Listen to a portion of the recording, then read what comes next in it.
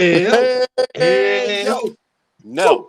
No, we will not go loyal. Woo. But we will get into that shortly. Thank you for joining us on a Monday. Hope you had a great weekend.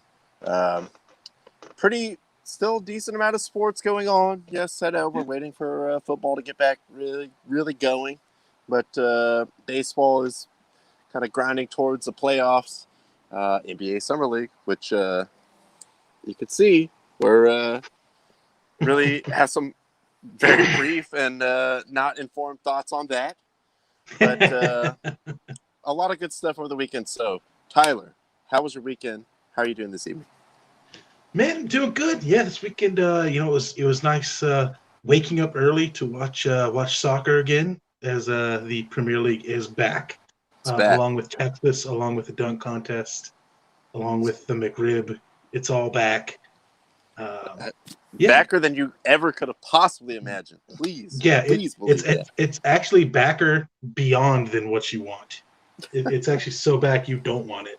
It's more back than you wanted. Yeah, but no, I mean it was good. Yeah, watching soccer, watch the Dodgers get the East Coast sweep. That was nice. Getting the sweep in New York. Two not good games followed by batting practice. That was good. But all in all, man, not a bad weekend. Ron, how you doing today? Doing well, except my back is hurting. Speaking of the subject of back, my back is not back. Ron's back is not back, yes. My back is less back than it has been in probably like at least a year. You're not a young man anymore. You got to stretch before you do anything athletic. Look, it was a little tight when I went out there. And, this will be, I'll try to segue into the next part. So Saturday, went and played golf, Twilight. You had to rush over the last of our 5 mini ticket plans. I'm not even going to stretch and injure myself more to pick up the Please don't. loyal mini flag. No. If somebody can bring Ron one of those little 3-foot grabbers, if somebody can bring him one of those. A claw tool of some kind, so I can manipulate things like I choose to. But went and played golf. Shout out to the homie Greg. He was like, "Oh well, we could do it a little earlier if you want to move the tee time up." And it was like, "Well, if you go past, we started at 3 was the tee off time. We're gonna lose the Twilight rate. It's probably gonna go up 50% in price." So went with Greg, Braden, and the other homie Tyler. Who I had met once before. That's Greg's friend. But I did not know, for one, that he worked for the Padres, and for two, in what capacity. So I think on the 4th or 5th hole, Braden just mentioned, because it was me and Braden in a cart and Greg and him in a cart. And it was a lot of Padres talk and whatever, it's small talk in between, whatever. And Braden's like, "Oh, do you work for the Padres? What do you do?" Because I work for, the Fan doing the radio thing, and I used to work for the Padres too. He's like, "I'm the Friar." He's like, what does that mean?" He's like, "No, I'm the guy in the mascot." Yeah, heck yeah. So he is the guy in the Friar costume. Shout out. And it was good. Man, that's a tough job being in those mascot suits. Oh, I'm sure. That's like losing 20 pounds of water weight every night. And he has a pretty impressive beard, which I'm sure is very uncomfortable inside that thing. Yeah. Probably a lot of enthusiastic kids, maybe getting a couple shots off to the sensitive areas, or drunk people "Hey, me and the Friar got to get a selfie. Hey!" So I can only imagine. But let's just hope somebody behind home plate doesn't shout for him and cause a controversy, thinking it would sound like he was yelling something else. Yes, we could. Yes, please. We could do without that at this point. But good dude, good round, and that was a problem that really sort of precipitated the downfall of my back, because it was already a little tight when I got there. We got there early to try to, maybe we could sneak in 1 or 2 tee times early to play the whole round before I had to leave and go to the soccer game. So we got off, I think, 7 minutes early, and I was trying to stretch and do whatever, and then I started playing good for me by my standard, which is not good for actual golf standard, but good for me. Sure. So then I just kept going for it and had a really good round. And then the last 3 holes, it was a lot of pain. a lot of, I shouldn't have done that. And then went straight to the Loyal game, which we will get into shortly. But yes, my back is still damaged from that. So it is what it is. I'm old. But we will. You say that, and then you walk away. Anyway, we have the CEO on the program. He's arranging things on his end. This is who I met over at the game. If he is ready to go, in fact, okay, well, and walk away again. On the Corey's Market Liquor Celebrity Hotline 2322. University Avenue, Corey's Market and Liquor. We do check IDs. We bring into the program CEO Nick. Nick, he has a fan in his house. Damn it! Oh, God! Oh, okay. All right. I didn't know you were doing the whole thing. You could have just said that in the comments. But I'm okay. I feel like Nick is kind of the same place as me because at least you were there to see them score. I wasn't. Yeah, yes. Very physical match in the first half. Very physical. A few yellow cards. I counted about 6 in the first half. I was like, okay, a little scrappy. Oh God, look at that score. Gee. Little Scrappy was there? Oh shit. Oh no. Okay. Oh. Forever I love Atlanta. Man, it was. I mean, it was good the first half. Fans were in attendance. Clearly there. It was. The support was there. Shout out to Section 111. You guys are all a-holes for not continuing the wave. All the kids wanted to do was wave, and you didn't do it. So screw you guys. I hope you burn in hell. Well, you know what? I will say this. On the one hand, they came to Nick, which was the right place to go because he will try to get something going by yelling at any point. But typically, in fact, all the time, the wave does start in front of people. So they tried to start the wave from behind the section and basically just get Nick to yell, "Hey, we're starting to wave." Oh, yeah. See, that's doing it all wrong there. But it was for the kids. It was for the kids. My heart was in the right place. I was like, you know what? All right. You asked me kindly. I'll do it for you kids. Anything for the kids. Yes, I get that. And, we're all about radies, save some babies. Yes. But and now you just ruined a kid's dream because you told him you would get a wave going and it never got going. No, those kids need to learn. Welcome to reality, kids. To do better. Don't always get what you want. God, now go get me a beer. Get down there in the front row and fire up your section. Don't pawn it all off on me and Nick. But, they tried a couple times. And, shout out to CEO Nick. Bless his heart. He tried. All we could do at the top row was just yell, like, we're doing a wave. Hey. But then, where does it go from there? There's no wave. There's no action in front. So what are you going to do? Yeah. I was not there when the Loyal scored the first goal. And actually, after a huge fiasco trying to park at USD, although it was free, so shout out to them on that, I guess. But it did take me like a good half an hour to find where I could park because I've never parked there before. You should have just parked at Nick's and walked. At that point, yes, that became very clear to me that I could have just parked at your house and walked up the hill, even with my crippled back, and still not had to deal with it. It still would have been better because I was getting thrown in circles. I was down in like student housing. I was going all over the place. They were like, you can park at the high school over here. Blah, blah, blah. I was like, oh, dude, I need to get inside. So they're still winning. Pretty much as soon as I get in, straight from the golf course. Of course, I have to pee. So go in the porta potty. Found out a friend of the program, Callan, was manning the PA. That's my first exposure to knowing that he was. But the voice, the voice of God, unmistakable. So I was like, oh shit, Callan, all right. We got some good vibes going here. So CEO Nick and I grab a beer, get back to our seats, and halftime, all right, we're okay. Boom. Second half, we are not okay. We are clearly not okay. and Tacoma Defiance. They were very defiant on the night as they clapped back and pushed the Loyal now into third place. I'm upset. I'm upset. What can I say? All right. I'm more upset because of the fact that if the Loyal would have won 1-0 or possibly get an insurance goal to make it 2-0, guess what I would have got? A free car wash. And now you know what that means? I got another month of a dirty car. Who knows? And in addition to that, Ron, what else did we lose? We definitely lost the fish taco from Rubio's. Oh. Just a night of losing. Just a night of disappointment. Just a night of... You know what, Landon? We got to talk. We got to bring you back to your glory days. We got to bring you back to your glory days. Do we, though? Do we?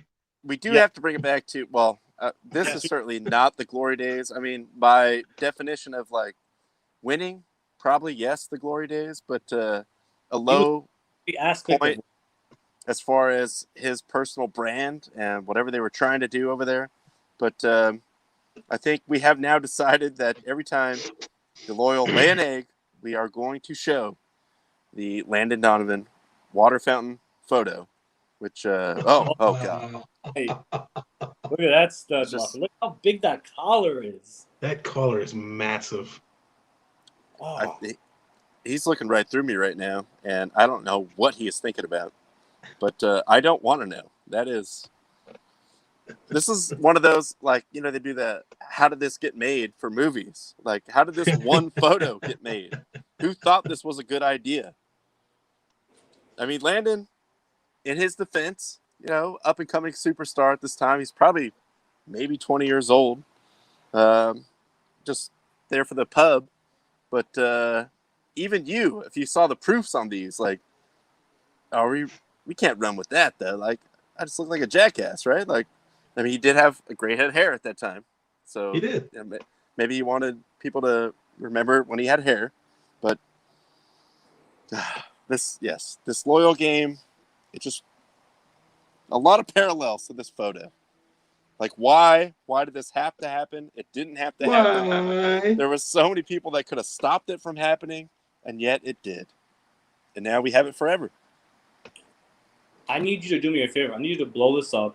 Give it to me. I'm going to give it to a certain someone at their office. Actually, I'm going to plaster it on their little stupid white board as a reminder of the glory days. I'm like, look. You were once great. You know what, Landon, also, I did see him field a couple balls out of bounds where, you know, that usually you'll see in whatever level of soccer, the ball rolls to them. They usually former players, so they can, like, pop the ball up, like, throw it back to someone, like, all right, let's get it moving, throw it back in. He's still got it, you know, in that. I'm sure he can't run for more than 30 minutes, but there was a certain point I was like, Landon, I mean, get some shoes on, get out there, because this is going to shit. Yeah, he could be the super sub. Just bring him on real late in the game. Player coach. He can just play for 20 minutes at the end of the game, and, you know, maybe make something happen. Oh man. Well, that was unfortunate. We will have to, I don't know, behind closed doors, reevaluate when we do or do not re-up for 5 more tickets. I don't know what's going on with the CEO over there. He's sideways. Now he's back. I know a guy who can give us a hookup. Well, I feel like he cannot give us a hookup, and I have some, my own thoughts about that. So he came through in the clutch when we had a ticket situation. And the other one time. Well, I know a guy. I know a guy who knows a guy. Let me talk to him. We may even get some free Shake Shack. You never know. We know a guy, but it doesn't mean he's a guy. I know the guy. Person. I know the guy behind the guy that can make things happen. Right there. Ooh. He'll make things happen. If you really want to, get some traction, call in the Hitman, Arkansas Slim. Also totally legitimate. Whoa. Hey, be careful with that word there now. He's never been indicted of anything. Look, I'm not incriminating anyone here. I'm just saying, if you want someone to get some anything really beyond the betting or sports world. If it needs to get done, obviously, who would you call? I mean, I'm on the way. Can I get one? I'm about to leave. Can I get one quick plug? All right, plug it. I can get as many plugs as I want. Anyway, so guys, Within reason. And Tyler, I have talked to you about this. I just mentioned this to Ron earlier today. If you want to see some good beach handball, I will be competing in a tournament this weekend coming up. I think it's Sunday for sure. I will be competing in Mission Beach handball. I'm training Paris 2024. Here I come. Also, I'm going to the Padres-Phillies game, so fuck the Phillies. I'm out. Hey, and I'm out. Nice. There he goes, ladies and gentlemen, on the Corey's Market and Liquor Celebrity Hotline. Again, 2322 University Avenue, Corey's Market and Liquor. They do check IDs, and we do thank the CEO for his time, and we can only hope for better results in the future, Mr. Landon, because questions are starting to be raised. I don't know if he's going to be there to answer them or not, but it's not what we like. It's not what we like. Don't kill us for sure. Yes, beach handball. Coming at you soon. Oh, boy. No idea that they're calling injuries. You know what? You could probably get a line on that with Arkansas Slim. He'll give you 4-1 on a ruptured Achilles. He'll give you probably, whatever kind of weird teaser one-off bet lines you want, like beach handball. Word? Okay. Like, however you want to set this up, let's do it. Just let me know. But on the, just pointing to the note up, I don't know how to do it. Hey, there we go. There you go, right there. You got it. Yeah. Bam. Summer League Kings Sports. It is a special episode because the Kings are going for the Summer League Championship. Gotta win a banner somehow. I am all in for the Kings. They're playing the Celtics, so Lord knows I was never going to root for them. So let's go do it, Kings. Come on. Yeah, I mean, it'll be a challenge. The Kings will, of course, be without Chimezie Metu, who did get suspended for punching somebody after a wild dunk attempt in their previous game. So, we'll see how that one. Yeah, so we'll see what happens there. Beyond that, I really can't give you any analysis because I think the only Summer League I've watched is just highlights of crazy dunks. So there you go. Which is really the best part to watch. But look, if the Kings have a chance at winning something, there is a trophy for this. Take it. Yeah, I got your banner, bro. Dude. The Lakers are already eliminated. So look, I wanted them to hang a banner a couple years ago when Buddy Hield won the 3-point contest. So I mean, definitely, if you win this, put that banner up there because Lord knows there aren't many. That is going straight in the rafters. But I will say this, and I've seen maybe like a game and a third of the Kings. Just flipping through. Summer League is usually on during the day. Not a lot going on right now, weekdays. So do love Summer League for the dunks and just seeing like where the draft picks are, kind of how they looking, blah, blah, blah, or guys that missed a lot of time last year, they're coming back and playing. Davion Mitchell, though, the guy they got from Baylor, he looks to be a stud. It's kind of a weird fit because you still have Fox over there, but another point guard. But this guy is very serious. I'll just say this. Me and Commissioner Kwan, the other Kings fan that's out there, we both texted on draft night, like, this guy's good, but did they need another point guard? Well, all right. As we discussed before the show, and Tyler is well aware before we even had to bring this up, I believe statistically, certainly for the last season, but maybe like historically, stats-wise, one of the worst defenses ever in the NBA last year for the Kings. So this is a guy that you would want on your team. And I love the nickname, Off Night, which I didn't understand at first until I saw him play, and I was like, oh, man, this guy's really going, like, super hard. So this was one gift that I saw that I appreciated. as he's just trying to get subbed in. Yes, he comes in ready to fight. Like he came to fight. And a couple clips of him against, I believe, the Hornets the other night. And this was pretty impressive. He just put the clamps on. And this is a situation where if you're looking like, you got to get a pick and roll and try to get a body on him. He's just got too good a leverage. In the box score. Off night, on book night. Pounded. And book night. And I think he said, even in his post game, he's like, yes, I could score a little bit, but that's not really what I'm here to do. Like, all I could do is just really try to lock guys up. And he seems like he is about that action. So definitely would like someone like that on your team, as opposed to RIP Pat Beverly. Good luck in Memphis. Someone that just fights people and has, for some reason, a reputation as some kind of good defender. This guy looks like he really does care about moving his feet, trying to actually play defense and make it hard for the other opposing number. Yeah, I mean, look, like you said, in the summer league, he has, when he's been on the court, he's lived up to the nickname of Off Night, which he says is because whoever he's guarding is going to have an off night. It's going to be rough.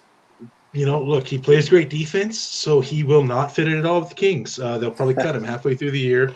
We can't be having that. Can't be having somebody actually guarding somebody.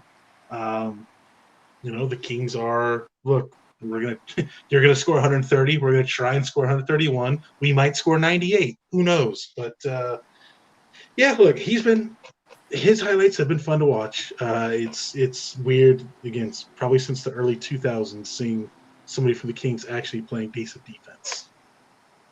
Well, and also to this comment, no, Pat Bev is not a good defensive player. I'm just saying it right now. Like, yelling at people and fouling people does not make you a good defensive player. Just being a troll. Look, actually, there is something to that, because it's like hockey. I mean, if you can get someone else in foul trouble or get them mad at you, all right, there is value to that, but that doesn't make you a great defender.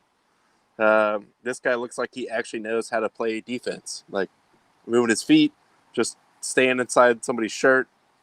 Yes, he'll, hands are a part of it, but if you're really handsy on defense, you're just reaching, you're just fouling. So it seems like he's pretty, I think he was, I believe, like, whatever I don't know what the name of the award is in college basketball, but I think he was Defensive Player of the Year last year. Stacey Augmon Award? Yes. Stacey Augmon Award. Hey, it probably could be named that. That dude actually did play some really good defense, but I don't know what it's called either. The Vernon Maxwell Award. All intensity. But go on, Kings. Come on. At least somebody beat the Celtics. I'm rooting all Kings in this Summer League Championship. And fully on board with Tyler. Raise that banner if they do. Damn right. Bet your ass. You bet your ass. I will take that over a 2002 Western Division champion, Pacific Division champion. Let's see. Before, what we got here? Let's take a look at college football, which has started to ramp up, and it's, I believe, like 2 weeks away now at this point. So we have like a half dozen or a dozen games, not this upcoming Saturday, but the following Saturday. Then the week after that is when everybody plays. So we do have not ours, the AP top 25. It's ours. We voted on this. Personally, yes. I consulted with Dan Cilio. He wanted the U much higher, but we had to settle on the points here. Alabama, no surprises there, obviously. Oklahoma, well, I mean, they're not going to be in the SEC just yet, but that's kind of funny considering all that's gone on this last month or so. And we'll see what happens with that.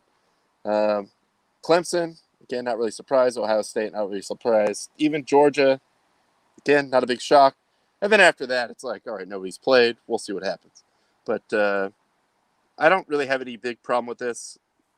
USC, I feel like it's always kind of too high. They should be able to be that high. They should be able to be that much higher every offseason. But I guess now they're settling down to still taking that 15 preseason, and we'll see what happens. But Oregon 11. I mean, again, Conference of Champions, so it's gonna be tough. But Conference of Champions in everything except college. pretty much, yes. Yeah, I mean, look, even though I screen kept this and uploaded this, just kind of have a talk point. I'm not a huge fan of preseason rankings, mostly because preseason rankings kind of fuck up rankings down the line, where it's like if you start the year unranked, no matter how good you are, you're not going to get in the top 4 just because you're kind of screwed already. But it is interesting to see this, and considering the first full week, we actually do have some pretty interesting top 25 matchups. I think Bama actually plays the U in a neutral site game that the first big week. Clemson, Georgia, another neutral site game. So, there's going to be some big games that first week. It is just kind of interesting seeing what everybody thinks. Notre Dame, of course, always top 10. They might be good, they might not. Who knows? But they're always going to be top 10 in the preseason. I don't think anybody's real surprised by the top 5. Really, I think that kind of goes without saying. That's pretty expected at this point in time.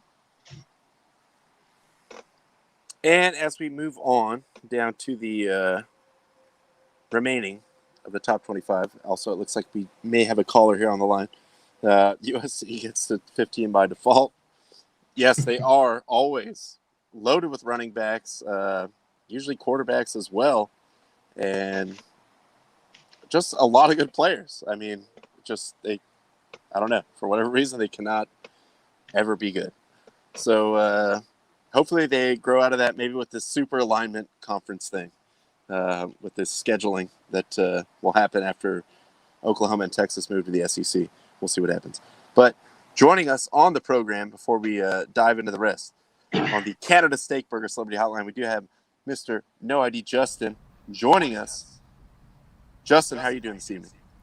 Fantastic.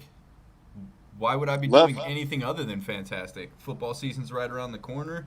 Kings are about to hoist the Summer League title. I mean, all is well in the sports world. We have clearly a full slate. I mean, there's so much to talk about going on this week. So. Oh yeah. Just busy, wall to wall, nonstop. I mean, we're really going to hammer the Summer League, obviously. I mean, full recap on Wednesday. Just a peek behind the curtain, I think we're all gearing up for football season. But, I can't wait to announce that the Buccaneers are going to start the season 0-1. Well, if they lose by less than 74 points, you still get $200 in site credits on DraftKings Sportsbook. So that's what's up. They're just throwing that out there. If you live in one of those states where that's, you're actually allowed to do that. As I've been told multiple times. I can't vouch for that because I'm not allowed to participate. But I do want also, to say, any bets are, of course, for entertainment purposes only. Please believe Thank you. Thank you for bringing that up because what a company man. Do not want to be sued. I just want to give a shout out to Coastal Carolina and Louisiana Lafayette, the Raging Cajuns, cracking this top 25. Beautiful. Hey, no love for the Utes? What exactly is a Ute? 2 Utes. We'll see what happens. Look, I mean, it's very preliminary. Is that Herm's boys sneaking into the top 25? That's right. Play to win the game. You played. Shout out to Jordan Spurgeon out there doing big things. Preseason polls. That's what I'm talking about. Hey, they're on the bus. Doesn't matter if you're on the back of the bus or the front of the bus. You know damn well this committee got to Texas at 21 and then they were like, blindfold dartboard, just like, yeah, all right. And then when they got to Utah at 24, they were like, man, I really want to go home. What do you guys think? I mean, Herm Edwards? Fuck it. Yeah, so they were going to say no to Herm Edwards. Actually, all right. They just looked at the remaining list and saw Arizona State was listed first alphabetically. They were like, all right, we're good. Let's just throw that in there. See, I know that's bullshit because we'd have Appalachian State at 25 if that was the case. Oh, like they're never going to get 80 credit for a top 25. Come on now. Yeah, where's the love for Akron, dude? The Zips. I mean, Ariston University. The love for Yes. Akron. The love for Akron resides in the heart of number 23 in purple and gold. That's where the love for Akron That's true. is. That's true. And we will have, now that we have Justin on the program, I do want to mention, I guess, let's throw this as a tease. Wednesday, we're going to hit you with our NFL predictions. So anyone, Twitter, Facebook, YouTube, hit us with yours if you want to be featured on the program. We'll run through the divisions. Maybe it's like MVP or Rookie of the Year, some fringe things like that. But hit us up on Wednesday because we definitely need something to talk about, and that is going to be the best day to do it.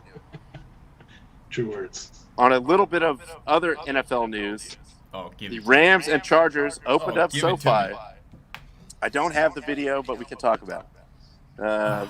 Everybody's seen it. Yeah, you've all seen it. Come on. Should you play the Fight Doctor intro? If I had the video, I would certainly play the Fight Doctor. Oh Lord, if we could get a heat map of that dude. If we could get the Fight Doctor, Fight Phlebotomist, and like Teddy Atlas breaking down the round by round that was going on in the end zone section over there at SoFi. But I just wanted to bring this up because this is I think at this point, like a $2 billion stadium. And concessions. Wow. I mean, concessions were made on the concessions. Because literally the Coliseum is a polished turd. That's what it is. Yeah. I mean, well, you can get the cheeseburger sub, which looks like I could probably get that at AM/PM. You know what? AM/PM wouldn't stoop that low. I don't even know what that is. I was going to say, you can get a better looking hot dog at AM/PM for sure. It's definitely been on the roller for less time than whatever that is. And that is actually a polished turd in a bun. It might So be, yeah. if you want to drop $15 on that, wow. It looks great on TV. I mean, the stadium. That looks like a fucking Slim Jim that somebody pumped full of HGH. Like that's one of Bob Baffert's Slim Jims right there in that bun. Yeah. Oh yeah. Maybe this is where they recoup some of the money, like the initial investment. Like, all right, we're getting it back because we're going to sell this cheeseburger sub that costs us like 35 cents for $15. Every one of these that goes over the window, boom, we're one step closer back to paying this thing off. That marinara pizza on the top left, like, it's just Is it a pizza? shitty slice of bread with looks like blood and like leaves just kind of sprinkled on top of it. And then we do have another shot just to confirm for the pizza. Yeah, it still sucks. This looks like elementary school cafeteria pizza. Don't even besmirch the deliciousness of cafeteria pizza. You're right. Matt. Like, how dare you, sir? No, this is like the really crappy like Red Barons that we got at high school for like $2 a piece. All those pepperonis look like those little rubber things that you get where you like pop the inside out and you And it jumps off the table? Yeah. Pop up. It does. I don't know what is going on over there. Which also, this wasn't in the tweet, but I did read that during the first quarter they ran out of pepperoni pizza in the stadium. It's top selling. Which look, they've only had over a year to prepare for this, so you can't blame them for being short on something. They really undershot the mark in terms of thinking that how many vegans were in the LA area. They were like, we don't need that many pepperonis. Everybody's all health conscious out here. No, good sir. Well, you can get the weird cilantro pizza with this pictured top left there. Or maybe they just looked at like past like Chargers attendance numbers and were like, okay, this is how many people are going to show up. Not thinking like, oh wait, there's going to be Rams fans here too. I love personally the veggie burger sub and the cheeseburger sub, because if you showed me that as like, hey, some people are struggling out there, and like you showed me like a sad kid with that in his hand, I would legitimately believe like, hey, that kid had to slap that together with like some shitty cheese and a couple square patties and some shitty pickles. Look, there's not even a full line of ketchup. Like, we couldn't spare that much. I only had one packet. Also, how come the cheese is not even melted? I mean, Is it a Because burger nothing- or is it like a cold, weird, Nothing there sad is sandwich? hot. Nothing there is hot. I feel like Except the Ja fans. Rule. I feel like Ja Rule was like in charge of this and kind of like sold us some false pretenses here. Yes, this is like very Fire Festival-esque right now. For Like, sure. what do we pay $2 billion for? This? Oh, dang! It's gonna be a long 30 years at SoFi if this is gonna be the standard.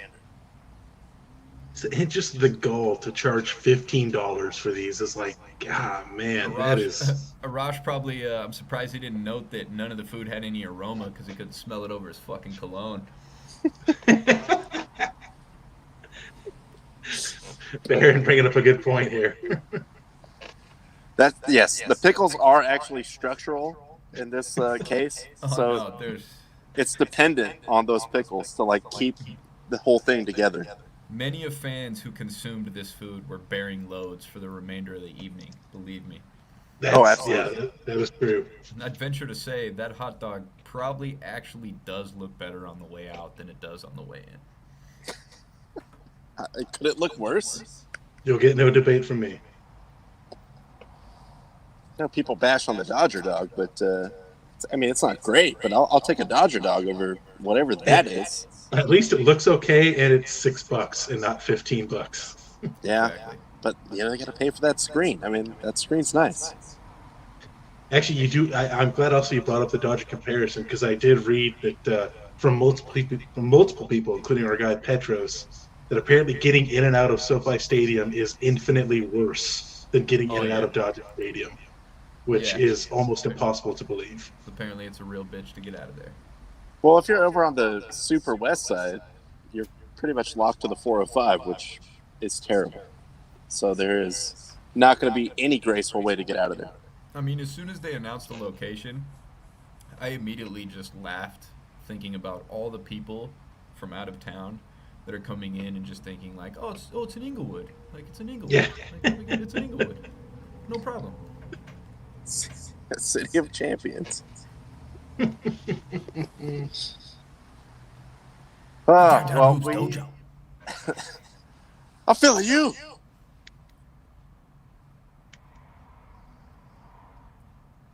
We'll see what happens. Hopefully the food improves. I believe Franco Hito does work there, so maybe we can get an inside report from him at some point. It's training camp for the chefs and cooks too. All right, this is they had it in the freezer all last year. You can't expect mid-season form the first preseason game of the year. Yeah, I mean, this that is just pizza- the giveaways. That pizza literally looks like it was made from the crust of other pizzas fashioned together. Yeah. Of Yeah, I greater can see that. pizzas. Like a fucking life raft. Yeah, that's terrible. And of course, there was the brawl. I didn't have the footage, but as Justin and Tyler pointed out, you've all seen it. Rams on Rams violence. You hate to see it, but you don't really care. I don't. Yeah, get ready, LA, because we'll see a lot more of these. Oh yeah, it's gonna be a long season. Yeah. Moving on. Let's actually, I only have one thing on the golf, so I want to hit this on the golf side of things. And this is actually not the PGA side. This is the Korn Ferry Tour. Shout out to my boy, David Skins, getting his tour card. 39 years old. He's been I don't think he was ever even had status on the Korn Ferry Tour for the last 15, 16 years. And coming into this last tournament of the year for them, I think he was projected at like 49th. Ended up getting like 21st or something like that, or the top 25 get their the tour cards. So he is on the tour next year. Shout out to my boy. Did you say his name is David Skins? David Skins. Yes, Dude, he was driving. He's got to be a golfer with that name. He was doing DoorDash this time last year. That's actually a real thing. So shout out to him. I mean, just keeping it alive. It's like one of those minor leaguers where they finally bust out after, you see the 30 2-year-old minor league guy that's just finally get called up to the big leagues. This is that version of that, but except with like way more money, potentially. So shout out to him for grinding it out. And shit, a longer amount of grinding if you really think about it. Like, you're not seeing, I mean, aside from, like, obviously childhood, little league, high school ball, you're not seeing, like, journeyman baseball players that are floating around the minors for 16 years. You know, like, that doesn't happen very often. No. So, like, if ever. And so golf is the ultimate lonely game also. 100%. Like, at least in baseball, you would have teammates. So, like, oh, yeah, this sucks, but, you know, I'm playing the game I love, blah, blah, blah. Golf is just like, God, I should have played better. Like, you're just killing yourself the whole time. Yeah. So, shout out to this guy for getting it done. Yeah, good for him, man. I mean, Definitely. that's almost as great as if you're a Korean golfer and you medal in golf. True. Then you stave off that military service, which is very real. And still in play, by the way. But on that note, let's swerve over to baseball. Well,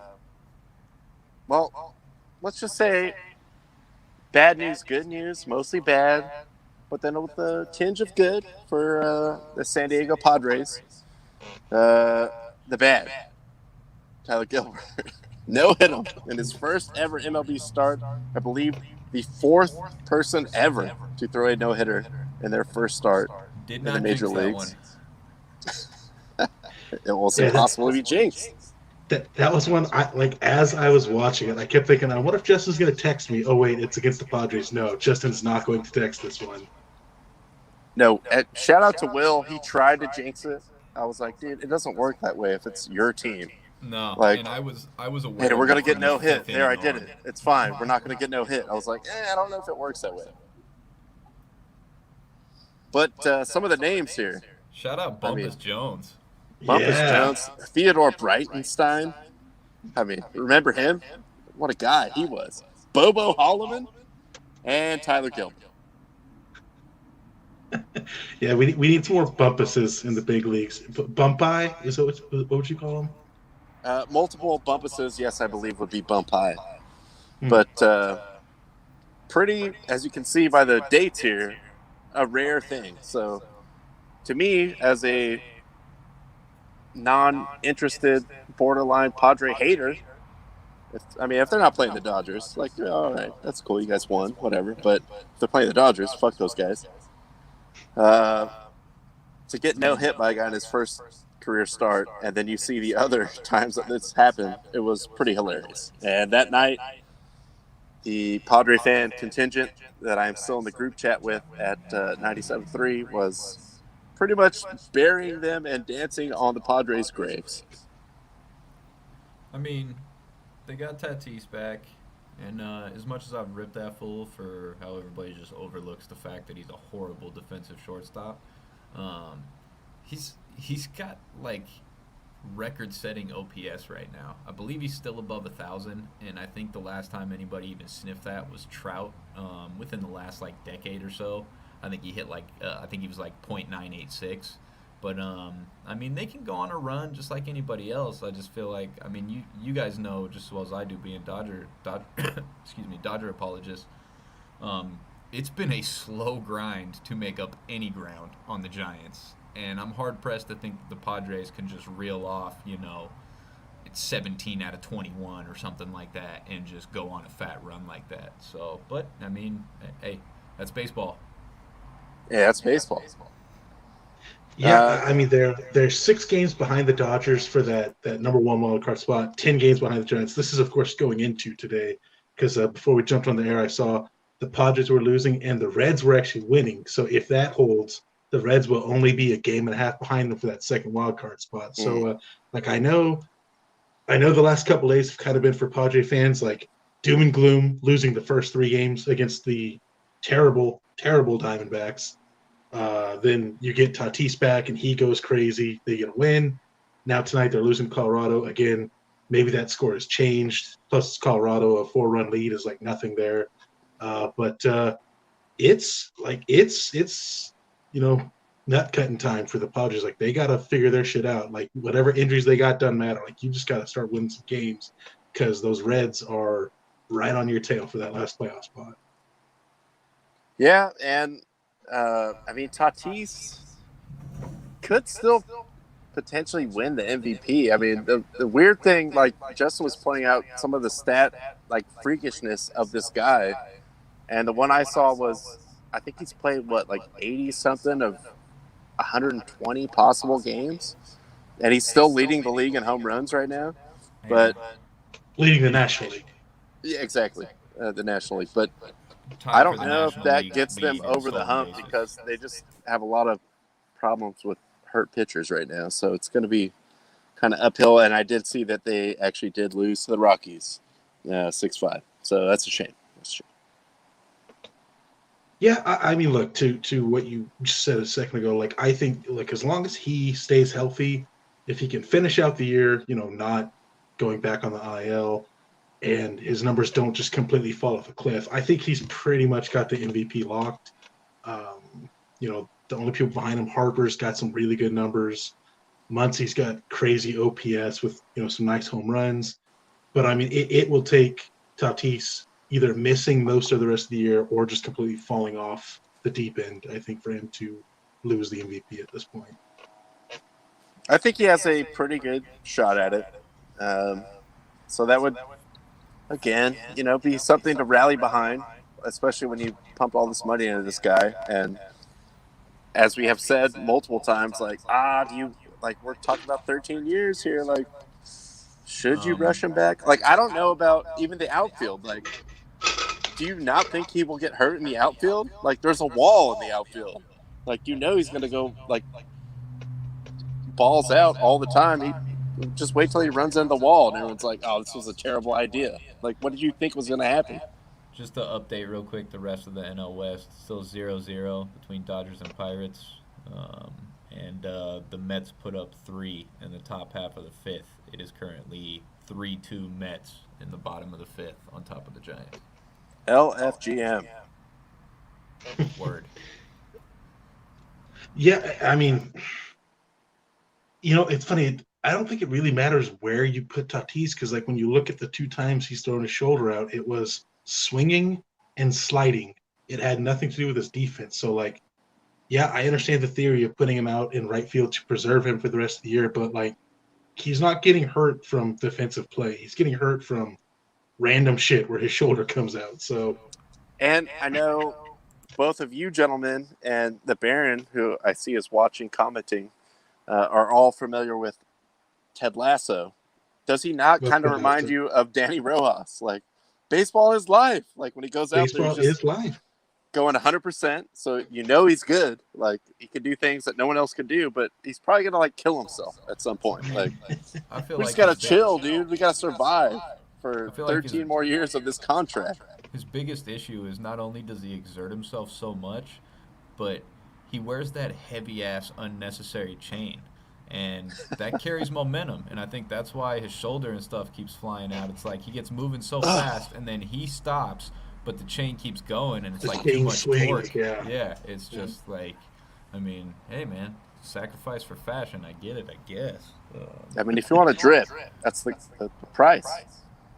Hey, look, that was Domingo Ayala's thing. Was always, man, you gotta make sure you pop that chain. All right. Look good, feel good, play good. You want to look clean when you strike out or make errors at shortstop. The only other baseball thing, and I didn't really have any other things as we build up to our massive of the century NFL preview episode Wednesday. Justin, be there on camera, please. Thousands of people will be watching, allegedly. Of course. Possibly, potentially, maybe.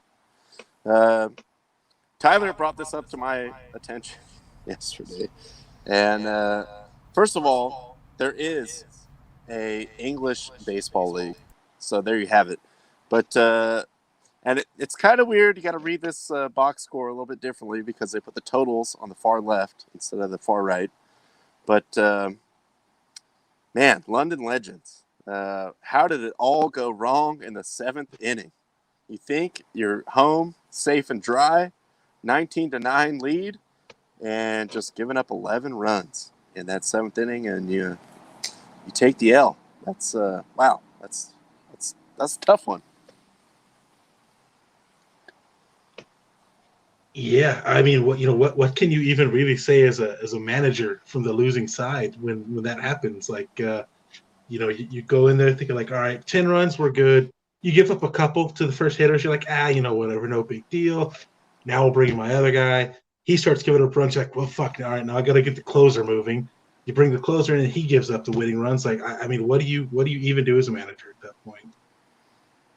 11 runs to walk off. I mean, that is. I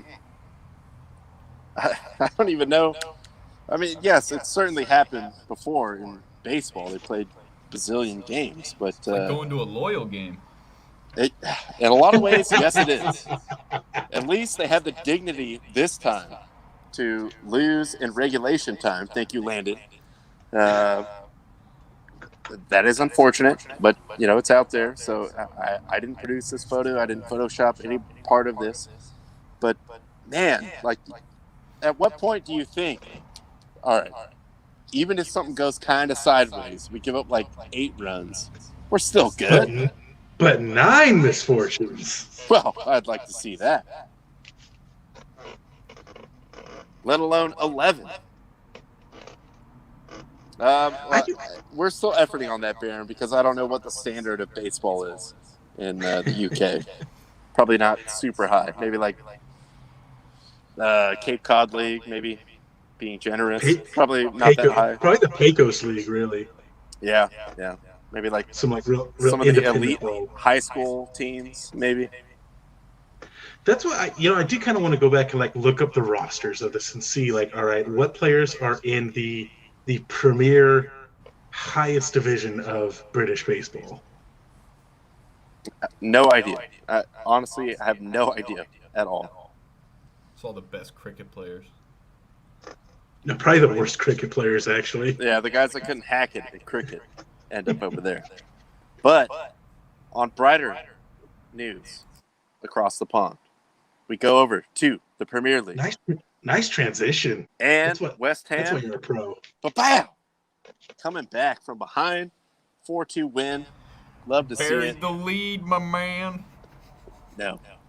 We'll get to you. Okay? Spurs guy. Which, look, I'm not going to bash the accomplishment, but we'll get there. Pretty much, I think everything we said was going to happen did happen, except for the last game. Yes, Justin, we will get to you. But, well, and even us pessimistic West Ham fans, not super enthusiastic about going to Newcastle, but, hey, they clap back. Love to see it. Ben Rama had a great game. Antonio becomes the team's all-time leading goal scorer in the Premier League. Tied, actually. He's still tied with DiCanio. Oh, I thought the second one got him there. No, Antonio only had 1 goal. He had the penalty, but he missed it. Oh, that's right. And then, Souček pounced on it. Souček buried it. Yeah. Yeah, I mean, look, solid effort from West Ham. A little shaky to start. Definitely still some issues with the center backs. Dawson had a nice run when he first joined the team last year. Has looked really shaky since then. So they still need to address that situation. But got to be happy with everybody up front. I mean, Antonio, like we've both sang his praises forever. Never question the guy's effort when he's out there. He is running 100% of the time, all the time. Benrahma, all preseason, and this game looked awesome. Looked like the terror that we all kind of wanted him to be. Bowen, he didn't get any goals, but he looked awesome. He was terrorizing everybody running around up front. I mean, just got to be happy with that performance. Of course, Rice, awesome. Souček, awesome. Never any complaints about the midfield. And look, getting a win at Newcastle just doesn't happen for West Ham. So the fact they're able to do it and do it by a couple goals, got to be thrilled with the start of the year. I think the thing that was most satisfying to me was we know this team, yes, front line, pretty actually damn good. Like, even though Antonio is not an out-and-out, like, natural striker, he can score goals. He makes things happen. Like, the starting 11, I was like, all right, this is a pretty good team. They just have starting 11. No depth at all. So, once people start getting hurt, because they're going to be playing until, like, late March, then it's going to get sideways, and they're not going to spend any money. over the holidays.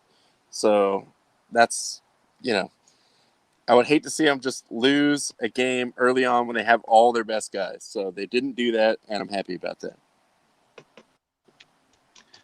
I'm here making a comment about that. This was probably the one surprise to me on the Saturday games was Watford beating Villa. I figured, Villa with all the guys they brought in, and Watford just really not being that talented on paper. I thought that was going to be an easy win for Villa.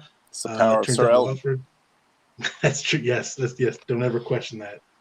My mistake for questioning it. So, that was definitely the biggest prize for the Saturday games. Also, Man U coming. I mean, look, on paper, yes, Man U should beat Leeds by that much, but they usually don't. But Man U looked awesome. Pogba with, 4 assists. Bruno with 3 goals. Man U looking kind of like the team that everybody expects them to be on a weekly basis. Hey, any Leeds game, you're guaranteed like 4 goals. Oh, Most of them probably against them, but probably against Leeds, yes. It's going to be a lot of goals. Like either way, yes. We promise goals, you will have goals. Also got to be happy with Christian Pulisic getting the goal in the Chelsea game as well. Any early season goal, any goal by Christian is going to be happy on the side of the pond. Absolutely, and it is called soccer. So just remember that. Please believe that. But yeah, I think the Watford one was kind of surprising in the bigger context, but I mean, not for me because I didn't pick them to get relegated. And now. Who scored that goal against the Wolves, by the way? I believe you did, didn't you? Bet your fucking ass I did. Jamie Vardy himself. Usually not so vulgar on these programs, but I like the enthusiasm. I'm not going to try to rein that in. So we will give you a little moment here to honor your Spurs, which I did see after the fact. I didn't know going in. Seemed to have some kind of weird mojo against Man City, as far as like Pep losing. I think that's the Premier League team he's lost the most games to. Harry Kane obviously was not there, still dwelling somewhere in parts unknown for now.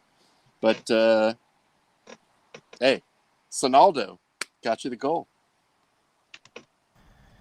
Yeah, I mean, what a monumental day for Tottenham, for the fan base, for the club. I mean, but we're not gonna dwell on this. We're not gonna be all hungover and drunk on celebration because this is the first of many. I mean, we really plan on not dropping a single fixture throughout the entire season. So we'll see. It's about putting your best foot forward, and then one game at a time. And every run starts with one step. That's all I'm saying. That's right. That's the only way to start a winning streak. So, look, I will admittedly accept that I was wrong on this, and I'll take it on the chin. But as soon as Kane moves over to that light blue, he's going to work you guys out. I'm just saying. Yeah, I mean, look, watch that game. That was glaringly their Man City's biggest issue was they just didn't have anybody in the middle up front that was just going to bury that goal. I know they put up, 15, 20 shots, didn't make anything. Not much was on goal. I did see somebody put out the theory that Pep actually had his players intentionally do this so that way he can make the board more actively go after and get Harry Kane kind of finalize that deal. So maybe Pep's playing a little 4D chess on us. You're not giving us enough resources. We only have $500 million. Yeah, but it backfired. I told you we need $1 billion. It backfired because we got the dub without that fuck. No, it didn't backfire because Man City didn't score. So now the board's going to be like, all right, here's $200 million. Here's $200 billion for Kane. Bring him over. Whatever it takes, get it done. Blank check. Good movie. Classic. Instant classic. And last thing I'll say about the Premier League is, I mean, I love me some Lukaku, just not when he's in the Premier League, because I feel like every single time I've ever seen him play against West Ham, it's at least 2 goals. So that is going to be absolutely tragic for West Ham. I know by contractual obligations, by rule, they will have to play at some point during this season, and I'm sure it's going to be an absolute nightmare. Yes. Yeah, not fun, but I also think that Chelsea with Lukaku is the best chance of beating of somebody else other than Man City winning this year. Hey, who's trending up and who's trending down? That's a fair point. But I mean, look, we'll see. Look, Chelsea winning 3-0 was kind of un-Chelsea like compared to last year. Last year they'd get 1-0, maybe 2-0, and then just kind of sit back and rest on that. So the fact they put up 3 against Palace was a little bit more of an offensive output than you normally see from Tuchel. So we'll see what they can do. And again, Lukaku, hey, look, my fantasy team will be happy for it. I'll have to figure out where to divvy that money up to get him in a couple weeks here. But other than like you said, him eventually destroying West Ham twice a year, I am looking forward to Lukaku. It's just one of those guys that's like, we all know and I can only relate to my own, just from my own personal standpoint, but like Dodger killers, Laker killers, like, oh, dude, every freaking time. Paul Lukaku Goldschmidt. is, yes, Goldschmidt. Yes, Goldie. Yes. I didn't want to say the name, but all right, since it's out there, yes, obviously him. Lukaku is that guy for West Ham. He is just like an absolute nightmare. I mean, he's really good at soccer anyway, but against West Ham, it's just like feeding time. Like, for whatever reason, every single freaking time. Man, at least we won't have to see him in the Europa League. I'll bet That's right. That's right. Bet that 3-0 loss to Chelsea really did a number on that 98% of optimistic fans of Crystal Palace. Keep hope alive, Crystal Palace. Keep hope alive. And for the record, when we talk real football, the camera's going to be on. The camera's going to be on. Did we just have a little mid-show costume change right now? I mean, it's always on. I just tear away the over. It's underneath. And we're 3 shirts outside, so if I really want to inconvenient reveal when it's hot out to just always have a Dak Prescott jersey. Yeah, it has been warm. But you got to do it though. You got to do it. You do. It sucks though because it's white, and when it's really hot and I rip it off well into the day, it has a yellowish hue. Or at least some like pit stains, or man, I should have popped this off sooner. But yeah, hey man, you think Dak stops working when he gets sweat stains in his jersey? Absolutely not. No, that's when he breaks his leg. No, he's been loading up on Oikos yogurt, bro. There's no way that his bones are that brittle. You know how much protein is in there compared to regular yogurt? He's gonna be fine. He's been eating Oikos and parking it on his fucking sleep number. He's gonna be fresh, dude, ready to go. That tibia might as well just be a steel rod. Just that thing ain't bending. Yeah. Straight rebar. I mean, we really should though. We have a CEO that's going to be playing beach handball. We need to stop talking about broken legs and whatnot. Yeah, probably leave the bone injuries out of this for now. But that's all I had. So unless you two gentlemen have anything else before we get out of here, stay tuned. Wednesday coming through hot with our football picks. Who knows who Justin's going to pick to win that NFC East? Don't know. Such a mystery. Such a mystery. Whoa, ho, ho, it's magic. You know. It's not. Oh. Oh, so you should have said it's not. That's a tease. That's a tease for the next show, dude. You just killed the tease. Because we all know that Taylor Heineke's going to be running that show. That's true. That's my guy, okay. Heineken. Fair. Heineken nice, though. Heineken nice. That boy could play. Boy, good. Good and terrible. It must be crazy. I said Joe Montana.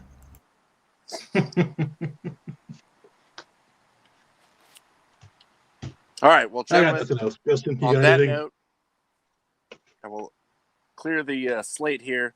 Justin, thank you for joining us, as always. CEO Nick, well, we'll be in touch with you going forward throughout the rest of the week, but, maybe just don't break your leg in some horrible fashion, please, in the beach handball event that, we're efforting to get video on. But maybe maybe we won't be able to show the video because we're classy. Where and when is he doing that? I will make a trip to be the on-site reporter. I believe Mission Beach. Sunday at Mission Beach. Yeah. The problem is if I go out there, I'm playing. And don't forget that sunscreen either, bro.